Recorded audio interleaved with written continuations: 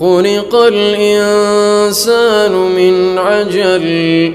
سأريكم آياتي فلا تستعجلون ويقولون متى هذا الوعد إن كنتم صادقين لو يعلم الذين كفروا حين لا يكفون عن وجوههم النار ولا عن ظهورهم ولا هم ينصرون